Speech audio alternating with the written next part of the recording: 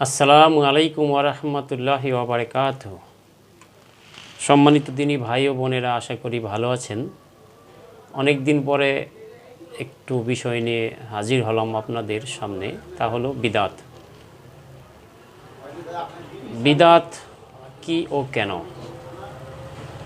নবী করিম সাল্লাল্লাহু আলাইহি সাল্লাম বলেছেন, কুল্লু বিদাতিন দালালা ওয়া কুল্লু দালালাতিন ফিন্নার। প্রত্যেক বিদাত গোমরাহির রাস্তা, আর গোমরাহির রাস্তা হলো জাহান্নামের রাস্তা। কুল্লু বিদাত, প্রত্যেক বিদাত। এখানে বিদাতে হাসানা বা বিদাতে সাইয়া বলে কোনো সম্পর্ক নেই। ভালো বিদাত মন্দ বিদাতের কোনো স্থান নেই। সমস্ত প্রশংসা আল্লাহ সুবহানাহু ওয়া তাআলার জন্য। আমরা তারই প্রশংসা করি এবং তার কাছে সাহায্য চাই এবং তার কাছে ক্ষমা প্রার্থনা করি। আমরা নিজেদের খারাপ আমল ও গুনাহ থেকে আল্লাহর কাছে পানা চাই। যাকে আল্লাহ হিদায়াত দেন, কেউ তাকে পথভ্রষ্ট করতে পারে না, আর যাকে তিনি পথভ্রষ্ট করেন, কেউ তাকে হিদায়াত দিতে পারে না।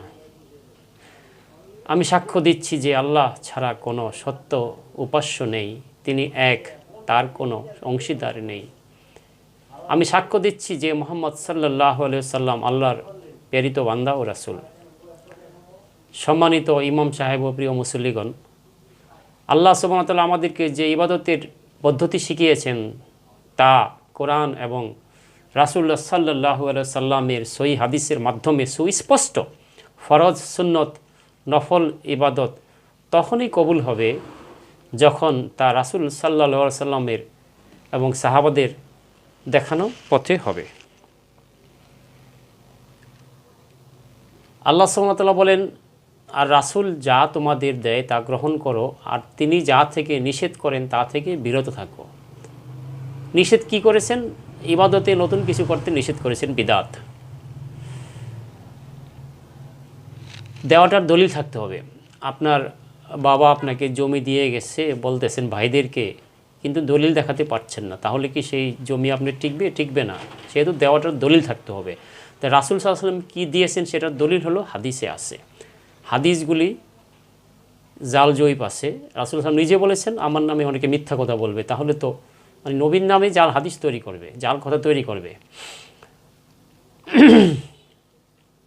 সালাতের পরে সম্মিলিত মোনাজাত করার কোনো প্রমাণ রাসূলুল্লাহ সাল্লাল্লাহু আলাইহি ওয়াসাল্লাম সাহাবাদের কাছ থেকে নেই, বরং সালাতের পর আল্লাহর প্রশংসা করা, তাসবিহ, তাহমিদ ও তাকবীর বলা, এটাই সুন্নাহ।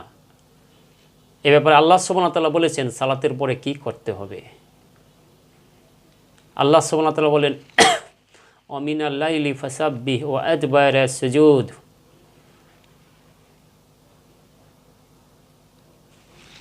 রাতের একাংশে এবং আমার তাসবিহ পাঠ করে এবং ৫ ওয়াক্ত সালাতের পরেও। ওয়ামিনাল লাইলি ফাসাব্বিহ, রাতের একাংশে আল্লাহর প্রশংসা করো, ওয়া আদবারা সুজুদ, এবং সাজদার পরেও। কোন সাজদাটা ফরজ? ১৭ রাকাত সালাতের সিজদাটা ফরজ, যেটা ছাড়া ইসলাম থাকে না। এখানে আপনার থেকে ব্যাখ্যা আমি নেব না, সাহাবাদের থেকে ব্যাখ্যা নেব আমি। আব্দুল্লাহ বিন আব্বাস রাদিয়াল্লাহু আনহু তিনি বলেছেন ৫ ওয়াক্ত সালাতের পরে আল্লাহ সুবহানাহু ওয়া তাআলার প্রশংসাকে বোঝানো হয়েছে। এখানে সালাতের পরে প্রশংসা করতে হবে। সালাত পরে মানে কখন? সালাত শেষ হয় কখন? সালাম ফিরানের মাধ্যমে। তো রাসূল সাল্লাল্লাহু আলাইহি ওয়াসাল্লাম সালাম ফিরানের পরে কি বলতেন? বুখারীতে হাদিস এসেছে, আল্লাহু আকবার, আল্লাহ মহান, আল্লাহ সবচেয়ে বড়, এটা প্রশংসা। আল্লাহুম্মা আনতাস সালাম ওয়া মিনকাস সালাম তাবারাকতা ইয়া জাল জালালি ওয়াল ইকরাম। শান্তি আল্লাহর অবতীর্ণ, আল্লাহর কাছ থেকে আসে। তারপরে বলতেন আস্তাগফিরুল্লাহ, আস্তাগফিরুল্লাহ, আস্তাগফিরুল্লাহ। আল্লাহুম্মা আনতাস সালাম ওয়া মিনকাস সালাম তাবারাকতা ইয়া জাল জালালি ওয়াল ইকরাম। তাহলে প্রত্যেক বিদাত গোমরাহি রাস্তা, আর গোমরাহি রাস্তা হলো জাহান্নামের রাস্তা। মাল আমিল আমিলান লাইসা আলাইহি আমরুনা ফাহুয়া রাদ্দুন। যে ব্যক্তি এমন আমল করলো, নবী করিম সাল্লাল্লাহু আলাইহি ওয়াসাল্লাম বললেন, সে আমলে আমার সই মোহর নেই, আমার সিল মোহর নেই, আমরা করিনি, তা প্রত্যাখ্যিত, ফাহুয়া রাদ্দুন। আল্লাহ সুবহানাহু ওয়া তাআলা আল কোরআনে বলেন, সূরা মুহাম্মদ আয়াত নম্বর 33-এ, ইয়া আইয়ুহাল্লাযীনা আমানু আতিউল্লাহ ওয়া আতিউর রাসূলা ওয়া লা তুফতিলু আমালাকুম। ওহে যারা ঈমান এনেছো, আল্লাহকে মান্য করো, রাসূলের আনুগত্য করো, তোমাদের আমলসমূহ বরবাদ করো না। এখানে তো আল্লাহ বলেননি যে আল্লাহকে মান্য করে রাসূল আনুগত্য করে তাহলে জান্নাত পাবে, এটা বলেননি। কেন বললেন তোমাদের আমল বাতিল করো না? আল্লাহকে মান্য করে কেটে গেলে আমল বাতিল হয়ে যাবে শিরক করলে। কেউ যদি বলে দোকানবেলা এখন সকালবেলা দোকান খুলেছি, কি করে বাকি দেই, বনি করিনি, সারাদিনটি হয়তো আমার বাকিতে যাবে, এরকম ধারণা করে, এটা অন্যান্য ধর্ম থেকে এসেছে, হিন্দু ধর্ম থেকে, ওই আকীদা এখনও রয়ে গেছে, তাহলে সে শিরক করলো, তার আমল বাতিল হয়ে যাবে। সম্মানিত ইমাম সাহেবগণ, আপনাদের প্রতি আহ্বান, সুন্নাহর অনুসরণ করুন। সম্মিলিত মোনাজাত না করে সালাতের পর আল্লাহর প্রশংসা ও জিকির করার প্রতি মুসল্লিদের উৎসাহিত করুন। রাসূল সাল্লাল্লাহু আলাইহি সাল্লাম এবং সাহাবাদের আমলই আমাদের জন্য যথেষ্ট। আপনাদের আমল শুধুমাত্র তখনই কবুল হবে যখন তা কোরআন ও সহিহ হাদিসের সাথে মিলবে। বিদাত ইবাদত নষ্ট করে দেয়। আল্লাহ সুবহানাহু ওয়া তাআলা বলেন, যারা আমার হিদায়াত স্পষ্ট হওয়ার পরেও রাসূলের বিরুদ্ধাচরণ করে এবং মুমিনদের পথ ছেড়ে অন্য পথে চলে, আমি তাকে সেই পথেই পরিচালিত করব, ওয়ানুসলি জাহান্নাম, এবং তাকে জাহান্নামে প্রবেশ করাবো। সূরা আন-নিসা আয়াত নম্বর 115। যারা আমার হিদায়াত স্পষ্ট হওয়ার পরেও রাসূলের বিরুদ্ধাচরণ করে, মানে নবীর সুন্নাহর বিরুদ্ধে চলে এবং মুমিনদের পথ ছেড়ে অন্য পথে চলে। মুমিন বলতে কাদের বোঝানো হয়েছে? কোন যুগে কোরআন নাজিল হয়েছে? সাহাবাদের যুগে। সাহাবাদেরকে এখন মুমিন বলা হয়েছে। সাহাবাদের পথ ছেড়ে দিয়ে অন্য পথ অবলম্বন করে, তাহলে আল্লাহ বলছেন সে যেদিকে ফিরতে চায় আমি তাকে সেদিকেই ফিরাবো, তারপরে জাহান্নামে প্রবেশ করাবো। সম্মানিত মুসল্লিগণ, আপনারা সত্যকে গ্রহণ করুন এবং বিদআত থেকে বেঁচে থাকুন। ব্যক্তিগতভাবে আল্লাহর কাছে দোয়া করুন, আল্লাহ সুন্নাহর অনুসরণ করুন নবীর। আমরা সবাই আল্লাহর সামনে জবাবদিহি করব।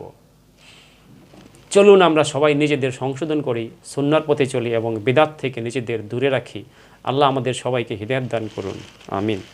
আল্লাহ সুবহানাহু ওয়া তাআলা সূরা আল বাকারার 45 নম্বর আয়াতে বলছেন, তোমরা ধৈর্য ও সালাতের মাধ্যমে সাহায্য প্রার্থনা করো, কিন্তু অল্প সংখ্যক লোকে এটা করবে।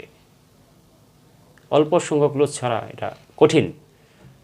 তাহলে বেশিরভাগ তো হকের মাপকাঠি নয়, এখানে আল্লাহ নিজে বলতেছেন। তাহলে ভাইয়েরা, আপনারা কেন বলেন এত বড় বড় এত বেশি হুজুর কি ভুল করে আপনারা কয়জন? আপনি একলাই বলতেছেন সমাজের মধ্যে। তাহলে আল্লাহ তো বলতেছেন বেশিরভাগ লোক হকের মাপকাঠি নয়। আল্লাহ বলতেছেন অধিকাংশ লোক ঈমান আনার বড় মুশরিক, অধিকাংশ লোক জানে না, অধিকাংশ লোক মানে না। এটা কেমন হলো? আল্লাহ বলতেছেন তার উল্টো, আপনি যা বলছেন তার উল্টো আল্লাহ বলছে। তাহলে কি আপনি আল্লাহর কোরআনকে ফেলে দিবেন?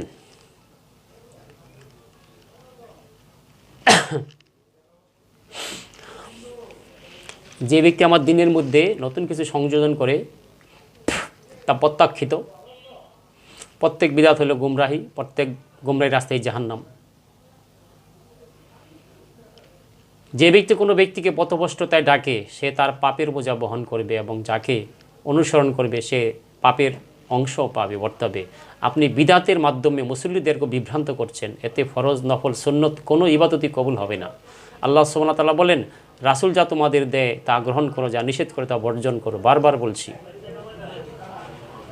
আপনারা যদি ইমামের বিদআতে অংশগ্রহণ করেন তবে আপনাদের ইবাদতও কবুল হবে না। কারণ রাসূল সাল্লাল্লাহু আলাইহি ওয়াসাল্লাম বলেছেন, যে ব্যক্তি এমন আমল করে যা আমাদের দিনের অন্তর্ভুক্ত নয় তা প্রত্যাখ্যাত। আল্লাহ সুবহানাহু ওয়া তাআলা বলেন, আল্লাহকে মান্য করে রাসূল আনুগত্য করে তোমাদের আমল বাতিল করো না। তাহলে নবীর সাথে আমলটা না মিললে আমল বাতিল হয়ে যাবে। আপনারা এমন একটি হাদিস দেখাতে পারবেন না যে নবী করিম সাল্লাল্লাহু আলাইহি সাল্লাম 5 ওয়াক্ত সালাতের পরে একদিন 1 ওয়াক্ত সালাতের পরে সাহাবাদের নিয়ে সম্মিলিত মোনাজাত করেছেন। এখন আপনারা বলবেন এটা তো সালাতের অংশ নয়, সালাতের অংশ মনে করি না আমরা। তাহলে সালাতের অংশ মনে করেন না, ঠিক আছে, কিন্তু সালাতের পরে সালাম ফিরিয়ে সালাত শেষ হয়। তা সালাত ফিরিয়ে সালাত শেষ হওয়ার পরে আল্লাহ রাসূল কী করেছেন? আল্লাহ রাসূল কী করেছেন? আল্লাহ রাসূল কি সম্মিলিত মোনাজাত করেছেন? করেননি। তাহলে আপনি কেন করছেন? আবার বলছেন এটা সালাতের অংশ নয়। তা আমরা তো বলিনি এটা সালাতের অংশ, আপনি কেন বলছেন সালাতের অংশ নয়? সালাত তো শেষই করলেন আপনি সালাম ফিরিয়ে, কিন্তু সালাম ফিরানোর পরে আল্লাহ বলতেছেন আমার প্রশংসা করো, আর আপনি করতেছেন সম্মিলিত মোনাজাত, আর মোনাজাত করতে বলতেছেন নামাজের মধ্যে, আর আপনি নামাজের মধ্যে মোনাজাত না করে আপনি কি করতেছেন? নামাজ শেষ করে প্রশংসার জায়গায় মোনাজাত করতেছেন। আপনি তো আল্লাহর বিধানকে উল্টিয়ে দিলেন, আবার বলতেছেন এটা সালাতের অংশ না। সালাতের অংশ আমরা বলছি নাকি? আপনার কেন বলতে হবে? আপনি তো মোনাজাত শেষ, সালাম ফিরিয়ে সালাত শেষ করলেন, তো অংশ কী করে হবে? অংশ তো না এখানে। কিন্তু সালাম ফিরিয়ে আল্লাহ রাসূল কি এটা করেছেন? আপনি যেটা করলেন আল্লাহ সাল্লাল্লাহু আলাইহি ওয়াসাল্লাম করেছেন কিন্তু বৃষ্টি ইস্তেখার, বৃষ্টির জন্য বৃষ্টি প্রার্থনা সালাতের পর দোয়া করেছেন সম্মিলিতভাবে, জিহাদের আগে বা পরে করেছেন, কোনো বিশেষ বিপদের সময় করেছেন, কোনো বিশেষ আনন্দের মুহূর্তে আল্লাহর শুকরিয়া আদায় করা। ফরজ সালাতের পর সম্মিলিত মোনাজাত প্রমাণ নেই কোনো। নবী সাল্লাল্লাহু আলাইহি ওয়াসাল্লাম 5 ওয়াক্ত ফরজ সালাতের পর ব্যক্তিগতভাবে দোয়া করেছেন, তবে কখনো সম্মিলিতভাবে হাত তুলে একসাথে দোয়া করার নজির নেই, একটি হাদিসও নেই। আপনি তাহলে কোন নবীর অনুসরণ করছেন? আপনি যে মোহাম্মদকে আল্লাহ রাসূল হিসেবে মেনে নিলেন, আপনি মেনে নেওয়া কি টিকবে? যেন আল্লাহর ভুল ধরা হলো। আল্লাহ কেন নবীকে পাঠালেন? আমরা তো ইবাদত বানাতে পারি, তাই না? বাস্তব আল্লাহর কসম করে বলছি, ওয়াল্লাহি ওয়াল্লাহি ওয়াল্লাহি, আল্লাহর কসম আল্লাহর কসম আল্লাহর কসম করে বলছি, যার হাতে আমার প্রাণ, আমি মিথ্যা বলছি না। একজন মুয়াজ্জিন, সে 5 ওয়াক্ত একটি মসজিদে আজান দিত, একামত দিত। যখন ওই মসজিদের ইমাম সাহেব ছুটিতে যেত, তখন এই মুয়াজ্জিন ইমামতি করত। ইমামতি করার পরে সে হাত তুলে সম্মিলিত মোনাজাত করত সালাম ফিরানোর পরে। কিন্তু যখন ইমাম থাকতো, যখন ইমাম থাকতো, ইমামের পিছনে ওই মুয়াজ্জিন সালাত আদায় করতেন, তখন সে কিন্তু মোনাজাতে অংশগ্রহণ করতো না। তাহলে অনেকে জানে ব্যাপারটি, কিন্তু জানার পরেও সে এটার সুন্নাহর বিপরীতে কাজ করতেছে। সে তার চাকরি থাকবে না, জনগণকে ভয় করতেছে, চাকরি না থাকলে খাবে কি, সে রিজিক দাতা আল্লাহকে মানছে না, এটা তো মনে হচ্ছে, তাই না? নিশ্চয়ই তোমাদের জন্য রয়েছে রাসূল সাল্লাল্লাহু আলাইহি ওয়াসাল্লামের মধ্যে উত্তম আদর্শ। তাহলে নবীর আদর্শটা কেন গ্রহণ করছেন না? নবী করিম সাল্লাল্লাহু আলাইহি ওয়াসাল্লাম বলেছেন আমার দেখানো পদ্ধতি সর্বোত্তম পদ্ধতি। সহিহ মুসলিম। বিদাতের ব্যাপারে নবী করিম সাল্লাল্লাহু আলাইহি ওয়াসাল্লাম বলেছেন প্রত্যেক নতুন বিষয় বিদাত। কি আর বলবো।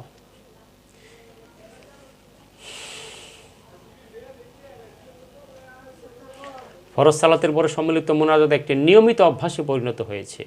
মানুষ এটাকে সুন্নাহ ভেবে অনুসরণ করে, যা ধীরে ধীরে বাধ্যতামূলক রূপ নেয়। এমনকি কেউ যদি না করে, তখন অনেকেই তাকে ভুল মনে করে, স্পষ্টত বিদাতের লক্ষণ। নবী করিম সাল্লাল্লাহু আলাইহি ওয়াসাল্লাম বলেছেন তোমরা সুন্নাহ আঁকড়ে ধরো এবং নতুন নতুন ধর্মীয় বিষয় থেকে বেঁচে থাকো, কারণ প্রত্যেক বিদাতই গুমরাহির রাস্তা। আবু দাউদ হাদিস নম্বর 4607। ইবাদত বলতে কি বোঝায়? কেউ যদি বলে আমরা এটাকে ইবাদত মনে করি না, তাহলে প্রশ্ন হলো মসজিদের নিয়মিত ফরজ সালাতের পর এটি করা হয় কেন? কেন এটি সালাতের সাথে জুড়ে দেওয়া হয়েছে? ব্যক্তিগত দোয়ার পরিবর্তে এটি সম্মিলিতভাবে করার কারণ কি? এটি স্পষ্টই একটি নতুন সংযোজন, যা রাসূল সাল্লাল্লাহু আলাইহি ওয়াসাল্লাম কখনো করেননি।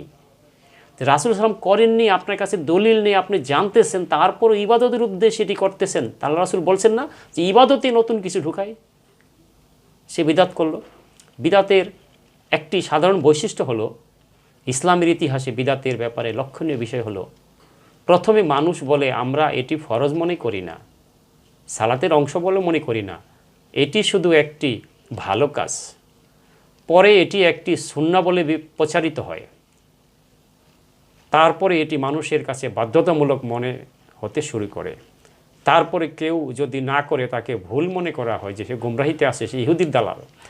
নবী করিম সাল্লাল্লাহু আলাইহি ওয়াসাল্লাম আমাদের সতর্ক করে বলেছেন আমার পরে তোমরা অনেক মতভেদ দেখবে, তখন তোমরা আমার সুন্নাহ এবং খোলাফায়ে রাশিদিনের সুন্নাহ আঁকড়ে ধরো এবং নতুন নতুন ধর্মীয় বিষয় থেকে বেঁচে থাকো। আরেকটি হাদিস নবী করিম সাল্লাল্লাহু আলাইহি ওয়াসাল্লাম বলেছেন আমার সুন্নাহকে যারা শেষ জামানায় আঁকড়ে ধরবে, তারা 50 জন শহীদের নেকি পাবে। তখন হযরত ওমর জিজ্ঞাসা করলেন ইয়া আল্লাহর রাসূল সাল্লাল্লাহু আলাইহি ওয়াসাল্লাম, তাদের যুগের 50 জন নাকি আমাদের যুগের? তখন নবী বললেন না, আমাদের যুগের 50 জন। কি বুঝলেন? সুন্নাহ জানার পরও গ্রহণ করছেন না, তাকে আল্লাহ রাসূল সাল্লাল্লাহু আলাইহি ওয়াসাল্লাম হিংসুটে বলেছেন এবং হিংসুটে জান্নাতে যাবে না। আপনি সালাতের মধ্যে তো মোনাজাত করতেছেন, আল্লাহুম্মা ইন্নী যালামতু নাফসি যুলমান কাসীরা, আপনি কি বলতেছেন? হে আমার আল্লাহ, আমি নিজের নফসের প্রতি জুলুম করছি। আপনি কি মোনাজাত করছেন না? সূরা আল ফাতিহা কি আপনি দোয়া করছেন না? ইহদিনাস সিরাতাল মুস্তাকিম, আমাকে সরল পথ দেখাও, এটা কি দোয়া নয়? এটা কি মোনাজাত নয়? আত-তাহিয়াতু লিল্লাহি ওয়াস-সালাওয়াতু ওয়াত-তাইয়্যিবাতু আসসালামু আলাইকা আইয়ুহান নবী, এটা কি দোয়া নয়? আসসালামু আলাইনা ওয়া আলা ইবাদিল্লাহি সলিহিন, এটা কি আপনি দোয়া করছেন না নেককার বান্দাদের জন্য? সালাম ফেরানোর আগে তো আপনি দোয়া করতেছেন। অসংখ্য হাদিস আছে সালাম ফেরানোর আগে দোয়া করার। বান্দা তার নিকটবর্তী হয়, আল্লাহ এবং তার বান্দা নিকটবর্তী হয় সেজদার মধ্যে। নফল সালাতে আপনি সেজদাতে দোয়া করেন, সালাম ফেরানোর আগে দোয়া করেন। এটা বহু নবীদের সুন্নাহ। পূর্বের একটি ঘটনা থেকে বোঝা যাচ্ছে, ইব্রাহিম আলাইহিস সালাম তার স্ত্রী সারাকে নিয়ে এক অত্যাচারী বাদশার এলাকা দিয়ে যাচ্ছিলেন। তখন তার মনে হলো এই বাদশার এলাকা দিয়ে গেলে তো স্বামী স্ত্রী যাওয়া যায় না। তখন সারাকে শিখিয়ে দিলেন, বলো যে আমার ভাই, মিথ্যা নয়, দিনই ভাই, দিনই বোন অবশ্যই। তখন যখন অত্যাচারী বাদশা তাকে ডেকে নিল, ধরে নিয়ে গেল সিপাহীগণ, তার ইজ্জত লুণ্ঠন করার জন্য চেষ্টা করলো, তখন সারা বললেন যে আমি আমার আল্লাহর সাথে, রবের সাথে কথা বলে নিই। তখন সালাতে দাঁড়িয়ে গেলেন, সালাতের মধ্যে আল্লাহর কাছে দোয়া করলেন। তখন অত্যাচারী বাদশা তাকে ধরতে গেলেন, বাদশা পা আশ্রিয়ে ফেললেন, হাত পা আশ্রিয়ে বলতেছেন পাগলের মতো হয়ে যাচ্ছেন। এরকম 3 বার হলো।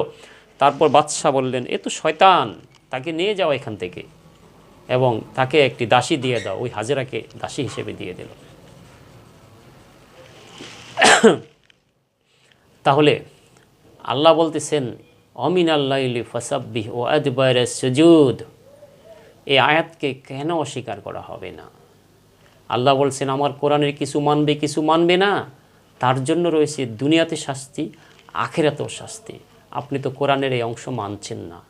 আল্লাহ বলতেছেন সালাম ফিরানোর পরে আল্লাহর প্রশংসা করতে 13, 14, 15টি দোয়া পাওয়া যাচ্ছে, সেটি না করে ধিম করে দাঁড়িয়ে নফল সালাত শুরু করে দিলেন। রাসূল সাল্লাল্লাহু আলাইহি ওয়াসাল্লামকে আল্লাহ কেন পাঠালেন? একটু চিন্তা করুন। আমরাই যদি এত ইবাদত বানাতে পারি, তাহলে নবীজি আসার কি দরকার ছিল? যারা বলে এটি সালাতের অংশ নয়, এটি শুধু সালাতের পর করা একটি সাধারণ সম্মিলিত দোয়া, তাদের বক্তব্য যাচাই করা জরুরি। যদিও তারা একে সালাতের অংশ মনে না করলেও বাস্তবতা হলো এটি নিয়মিতভাবে সালাতের পরপরই করা হয়, যা এটিকে ফরজ সালাতের অংশের মতো করে তোলে। সালাতের পরপরই কোনো কিছু নিয়মিত করা মানে তো সালাতের অংশের মতো হয়ে যাওয়া। যদি ফরজ সালাতের পর নিয়মিতভাবে কোনো আমল করা হয়, তাহলে সাধারণ মানুষের কাছে তা ফরজ সালাতের অংশ বলে প্রতীয়মান হয়। নবী করিম সাল্লাল্লাহু আলাইহি সাল্লাম সালাত শেষে ব্যক্তিগতভাবে দোয়া করেছেন, তবে কখনো ইমামের নেতৃত্বে সবাই মিলে সম্মিলিত মোনাজাত করেননি। সাহাবা রাদিয়াল্লাহু আনহুম যদি ফরজ সালাতের পর সম্মিলিত মোনাজাত করতেন, তাহলে এর সুস্পষ্ট দলিল থাকতো। আল্লাহ সুবহানাহু ওয়া তাআলা আল কোরআনে বহু জায়গায় বলেছেন রাসূলের কাজ তো কেবল স্পষ্ট পৌঁছে দেওয়া। বিদাতের বৈশিষ্ট্য হলো এগুলো। কেউ যখন নতুন কিছু প্রবর্তন করে, তখন প্রথমে বলে এটি ফরজ নয়, এটি ভালো একটি কাজ। ধীরে ধীরে এটি বাধ্যতামূলক রূপ ধারণ করে, এমনকি কেউ না করলে তাকে ভুল ভাবা হয়। মানুষ মনে করে ফরজ সালাতের পর ইমামের সঙ্গে মোনাজাত না করলে দোয়া কবুল হবে না, কেমন একটু আইনা আইনা লাগে। যদি এটি ফরজ সালাতের সাথে সম্পর্কিত না হতো, তবে এটি সালাতের পরে নিয়মিত করা হতো না। এটি মসজিদে নিয়মিত সম্মিলিতভাবে পরিচালিত হতো না। মানুষ ইমামের নেতৃত্বে এটি করার জন্য অপেক্ষা করতো না। এটি যদি ফরজ সালাতের পর নিয়মিতভাবে ফরজ করা হয়, তবে সেটি সালাতের অংশের মতো মনে হবে।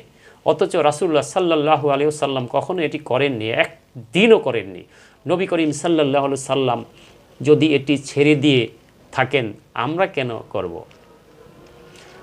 নবীজি সাল্লাল্লাহু আলাইহি সাল্লাম কখনো ফরজ সালাতের পর ইমামের নেতৃত্বে সম্মিলিত মোনাজাত করেননি।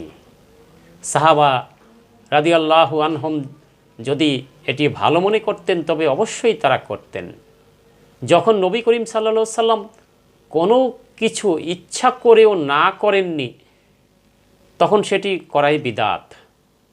বিদাতের ব্যাপারে নবীজির কঠোর সতর্কবাণী। যদি কিছু সালাতের অংশ না হয় তবে তা সালাতের সঙ্গে নিয়মিতভাবে জুড়ে দেওয়া ঠিক নয়। নবী করিম সাল্লাল্লাহু আলাইহি সাল্লাম এটি করেননি, সাহাবারা কখনো করেননি, তাই আমাদেরও এটি পরিত্যাগ করা উচিত। ফরজ সালাতের পর ব্যক্তিগতভাবে দোয়া করা রাসূল সাল্লাল্লাহু আলাইহি সাল্লামের সুন্নাহ, তবে সম্মিলিত মোনাজাত করা বিদআত।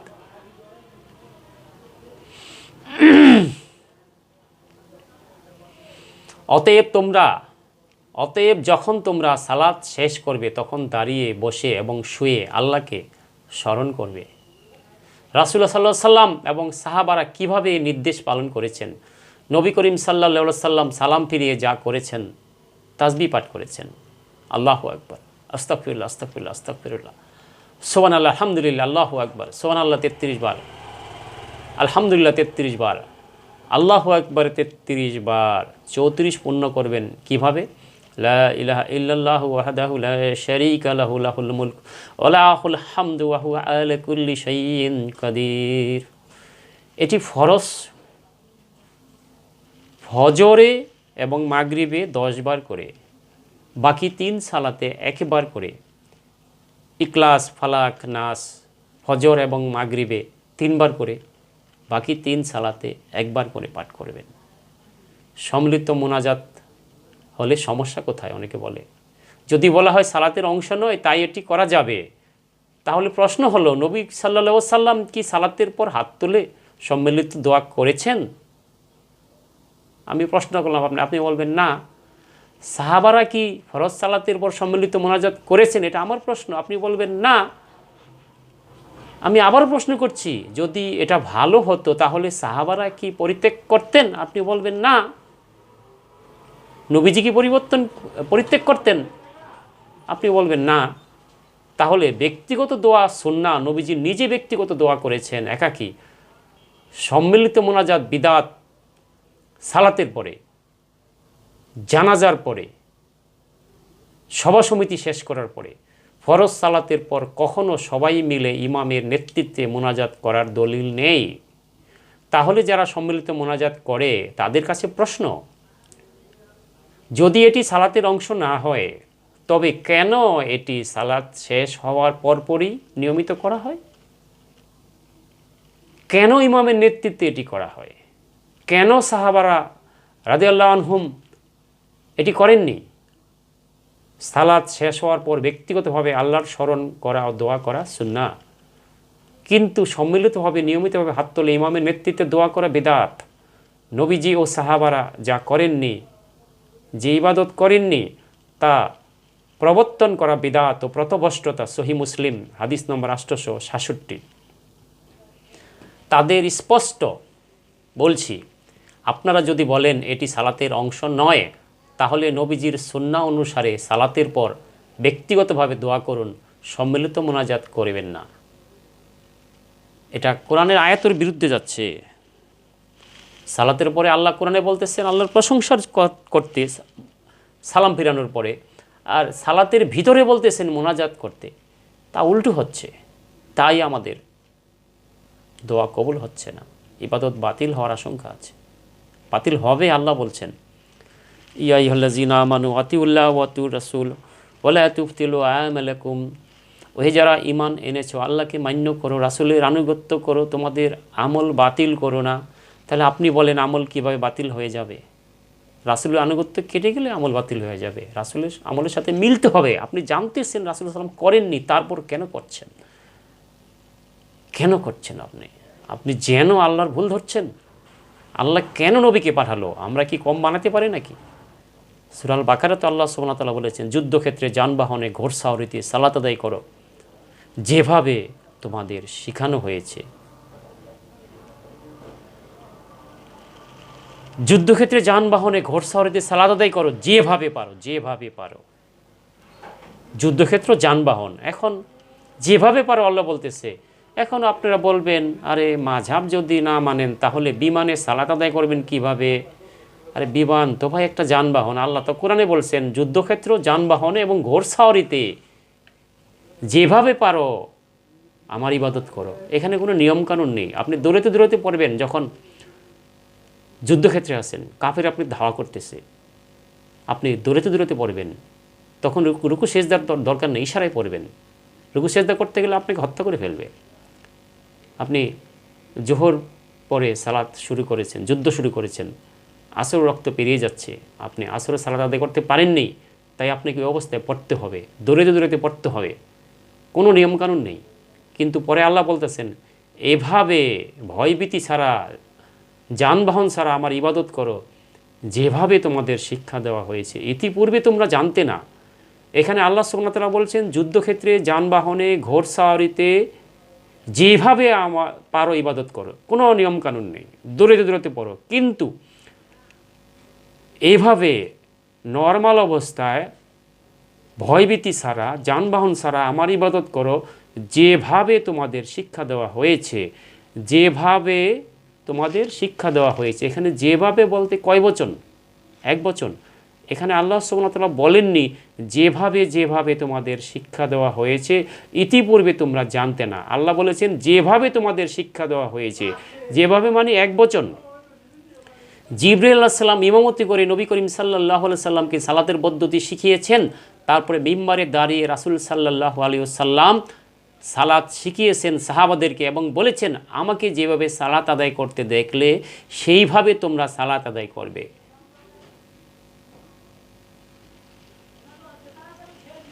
কিছু দূরের থেকে, গ্রাম্য এলাকা থেকে কিছু লোক নবীজির কাছে আসলেন, তারা ইসলাম গ্রহণ করেছেন সালাতের পদ্ধতি শিখার জন্য, মাসলা মাসাইল শিখার জন্য, ইসলাম পালনের জন্য। বেশ কয়েকদিন কেটে গেল, তো নবী করিম সাল্লাল্লাহু আলাইহি সাল্লাম তাদের মুখের দিকে চেয়ে ভাবলেন, দেখলেন যে তাদের পরিবারের প্রতি যাওয়ার একটা ইচ্ছা হয়েছে। এটা আল্লাহ সুবহানাহু ওয়া তাআলা ইচ্ছাটা অন্তরে নবীজি সাল্লাল্লাহু আলাইহি ওয়াসাল্লাম অন্তরে দিয়েছেন। তখন নবী করিম সাল্লাল্লাহু আলাইহি ওয়াসাল্লাম বললেন, ঠিক আছে তোমরা বাড়িতে চলে যাও, তোমরা তোমার স্ত্রী কন্যাদেরকে সালাত শিক্ষা দিবে ওইভাবে যেভাবে আমাকে সালাত আদায় করতে দেখেছো। কই, এখানে তো নবী করিম সাল্লাল্লাহু আলাইহি ওয়াসাল্লাম বলেননি তোমরা তো আমাদের কাছ থেকে আমার কাছ থেকে সালাতের পদ্ধতি শিখে গেলে, এখন তোমার স্ত্রী কন্যাদের পাঠিয়ে দিও মা আয়েশার কাছে সালাত শিক্ষার জন্য। কই, না, এটা তো বলেননি। কি বললেন?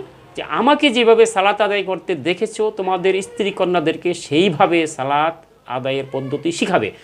আর আমরা মহিলা সালাত, পুরুষ সালাত, হ্যাঁ, মহিলারা বুকে হাত বাঁধবে, কোথায় পেলেন ভাই? একটি হাদিস দেখাতে পারবেন? আল্লাহ তো বলেছেন রাসূলের কাছ তো কেবল স্পষ্ট পৌঁছে দেওয়া, আপনার স্পষ্ট হাদিস থাকতে হবে মহিলারা বুকে হাত বাঁধবে, পুরুষগণ নাভির নিচে হাত বাঁধবে। ইমাম আবু দাউদ নাভির নিচে হাত বাঁধার হাদিসটি এনে তিনি বলেছেন এটা থেকে বেঁচে থাকো, এই হাদিস দুর্বল। কেন আনলেন? তিনি সতর্ক করে গেলেন এবং বুকের উপরে হাত বাঁধা হাদিসটি সহি তিনি বলে গেলেন। একজন লোক বাজারে বেগুন বিক্রি করতে নিয়ে এসেছে, সবজি ভালো মন্দ পোকরা বেছে রেখেছে। পোকরা বেগুন যেটা পোকায় ধরেছে সেটা বলতেছে 50 টাকা কেজি, যেটা ভালো সেটা 100 টাকা কেজি। এখন আপনারা কি বলবেন, ভাই বেগুন আবার পোকরা হয় নাকি? আরে ভাই সবই তো 100 টাকা কেজি, নেও লও, এ কথা বলবেন? বলবেন না। তাহলে যিনি হাদিস সংগ্রহ করেছেন তিনি বলতেছেন হাদিস জয়ীফ, আপনি এটা সহি করার কেটা? কোনো মুহাদ্দিস তো বলেননি বুকের উপরে হাত বাঁধার হাদিস জয়ীফ, আপনি বলার কেটা? আপনি বলতে পারবেন ওয়াল্লাহি ওয়াল্লাহি ওয়াল্লাহি, আল্লাহর কসম করে বলছি যার হাতে আমার প্রাণ, বুকের উপরে হাত বাঁধার হাদিস ঠিক নয়, জয়ীফ। নাভির নিচের হাত বাঁধাটাই 100% সহি, আপনি বলতে পারবেন? বলুন আপনি, যে আমার কথা সত্য না হয় হাউজে কসুরে পানি যেন না মিলে, আমার স্ত্রী যেন 3 তালাক হয়ে যায়, পারবেন বলতে? পারবেন না। জোরে আমিন বলা সুন্নত নয়, বেদাত। যদি আমার কথা সত্য না হয় হাউজে কসুরে পানি যেন না মিলে, আল্লাহ যেন আমার স্ত্রীকে 3 তালাক দিয়ে দেয়, আমার স্ত্রী যেন 3 তালাক হয়ে যায়, আপনি পারবেন বলতে? পারবেন না। আমিন জোরে বলা নবীর সুন্নত নয়, রাফিয়াদিন করা নবীর সুন্নত নয়, শেষ জীবনে ছেড়ে দিয়েছেন, আপনি বলতে পারবেন? কসম করতে পারবেন? আল্লাহর কসম, আল্লাহর কসম, আল্লাহর কসম করে বলছি যার হাতে আমার প্রাণ, নবীজি শেষ জীবনে রাফুলিয়া দিন করা ছেড়ে দিয়েছেন, যদি আমার কথা সত্য না হয়, হাউজে কাউসারে পানি যেন না মিলে, আপনি পারবেন কসম কাটতে? পারবেন না। তাহলে আপনি সন্দেহের মধ্যে আছেন। আর যে ব্যক্তি সন্দেহ পড়ল সে হারামে পড়ল, আর হারামের ইবাদত কবুল হবে না, সন্দেহের ইবাদত আল্লাহ কবুল করবেন না। তাহলে 4 ইমামের এক ইমাম, ইমাম মালিক, তিনি মসজিদে নববীর ইমাম ছিলেন। তিনি তার কিতাবে লিখেছেন হাত বাঁধতে হবে এবং বুকে হাত বাঁধতে হবে। তার মৃত্যুর পরে 200 বছর পরে মাযহাব তৈরি হইল হাত ছেড়ে দেওয়া নামাজ তার নামে, অথচ তিনি তার কিতাবে লিখেছেন হাত বাঁধতে হবে। মুয়াত্তা ইমাম মালিক নবীর মসজিদের ইমামতি করেছেন, কাদের ইমামতি করেছেন? তাবিদের ইমামতি করেছেন। মানে সেটা বেশি সঠিক নাকি ইরাকের কুফা নগরীটা বেশি সঠিক? ভাইয়া, ইরাকের কুফা নগরীটা বেশি সঠিক আপনি বলতে পারবেন আল্লাহর কসম করে? যে ওই মুয়াত্তা ইমাম মালিক যে তার কিতাবে সালাতের পদ্ধতি লিখছেন, এটার চেয়ে কুফা নগরী সালাতের পদ্ধতিটা বেশি সঠিক, যদি আমার কথা সত্য না হয়, হাউজে কাউসারে পানি যেন না মিলে? পারবেন বলতে? পারবেন না। ইমাম মালিক, তাকে বাদশাহ অত্যাচার করেছিল একটি কারণে, সেটা বললাম না, বড় হয়ে যাবে, এমনি অনেক বড় হয়ে গেছে, কিন্তু তার হাত অবশ্যই যায়। সে শেষ জীবনে হাত ছেড়ে সালাত আদায় করেছেন। আফ্রিকা থেকে বহু দেশ থেকে লোকজন এসেছেন হজ করতে এসে মদিনায় এসেছেন, দেখেছেন ইমাম মালিক তো হাত ছেড়ে সালাত আদায় করে, নবীর মসজিদের ইমাম। তারা মনে করছে এটাই সুন্নাহ। আফ্রিকাতে যে এটা তার ওই মত চালু করলো, অথচ ইমাম মালিক তার কিতাবে লিখেছেন হাত বাঁধতে হবে, বুকে হাত বাঁধতে হবে। আর আপনি 200 বছর পরে মাযহাব তৈরি করলেন হাত ছেড়ে। তাহলে মাযহাব অর্থ কী দাঁড়ায়? মানুষের মত। প্রমাণিত, এখানে প্রমাণিত। পারলে আসেন সূরা আলে ইমরানের 61 নম্বর আয়াতের বাস্তবায়ন করি, মুবাহালা। আসো তোমার স্ত্রী কন্যা পরিবারবর্গ নিয়ে, আমি আমার স্ত্রী কন্যা পরিবারবর্গ নিয়ে আসি, খোলা ময়দানে আল্লাহর কাছে লানত করি, যে ব্যক্তি ভুলে আছে তাকে যেন আল্লাহ ধ্বংস করে দেয়। আসেন, কেউ আসতে পারবেন? আসেন মুবাহালায়। আর কিছু বললাম না, অনেক বড় হয়ে গেছে। জাযাকাল্লাহু খাইরান। আসসালামু আলাইকুম ওয়া রাহমাতুল্লাহি ওয়া বারাকাতুহু।